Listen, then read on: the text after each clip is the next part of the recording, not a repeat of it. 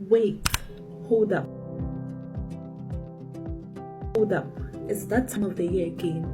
Cough, runny nose, sneezing everywhere. But when do you know it's just cold or something serious? Colds and the flu can look very similar at first.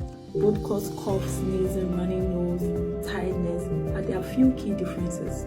Cold, usually mild, runny nose, sneezing, low fever, child still playful. Flu, sudden high fever, body aches, chills, your child just wants to sleep all day. And yes, these viruses spread fast. Hand washing and covering sneezes go a long way. So when do you worry, or when do you have to see a doctor? When the fever lasts more than 3 days, the child is lethargic, persistent vomiting, refusing to eat, sleeping all day. So stay alert, not anxious. A little awareness can save you a lot of worry. Follow us at Little Bloom Parenting for more health tips.